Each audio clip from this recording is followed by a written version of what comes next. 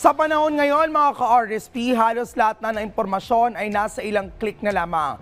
Dahil sa rapid growth ng internet at digital technology, mas madali na makipag-usap o makakuha ng impormasyon saan man o kailanman. Pero kasabay ng bilis sa pagkalat ng impormasyon ay ang responsibilidad sa tamang paggamit nito. Ating himay niyan dito sa MIL 101.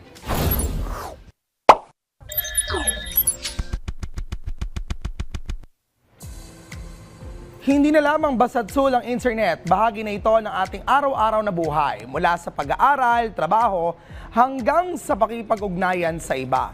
Pero sa bawat post, comments o click natin, may nabubuo tayong digital footprint. Sa madaling salita, ang mga impormasyong iniwan natin online ang bumubuo sa ating virtual self. Kaya naman, mas kailangan natin kung ano nga ba ito.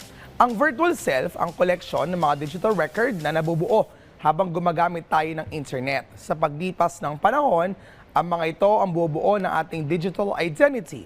Kaya mahalagang mag-isip muna bago mag-post o mag-share dahil maaring manatiling mga ito ng mas matagal kaysa sa inaasahan natin. Ngayong alam na natin ang halaga ng ating digital presence, alamin naman natin ang ilan sa mga panganib sa hindi responsableng paggamit ng technology. Una, cyberbullying. Ito ay ang pananakot o paninira sa kapwa gamit ang mga digital platform tulad ng social media. Madaling ma-share ang mapanirang message online.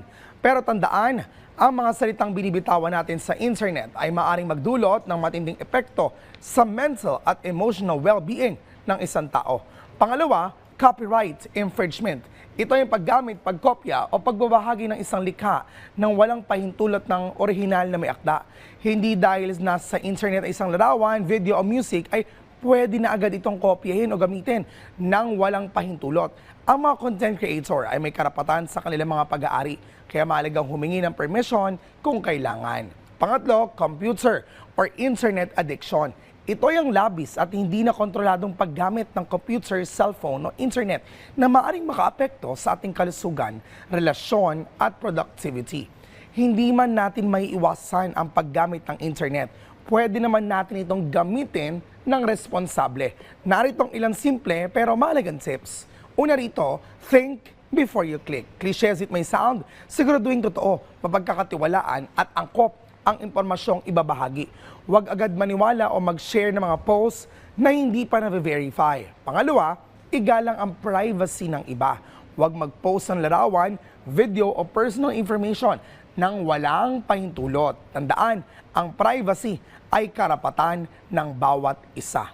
Pangatlo, laging mag-cite ng sources gamit ng gumagamit o kapag gumagamit ng content ng iba. Hindi lang ito paggalang sa original creator, kundi isa rin itong paraan upang mapanatili ang credibility ng impormasyong iyong binabahagi.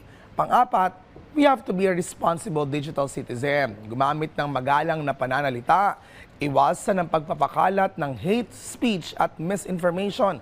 Laging maging mapanuri sa mga nakikita online. At higit sa lahat, gamitin ang technology ng may paggalang, responsibilidad at integrity. Tandaan, ang pagiging responsableng digital citizen ay hindi nasusukat sa bilis ng pag-post o pag-share. Mas mahalaga ang pagiging maingat at mapanuri sa bawat impormasyong iyong ginagamit at ibinabahagi. Dahil sa digital world, ang responsableng paggamit ng media ay responsibilidad ng bawat isa.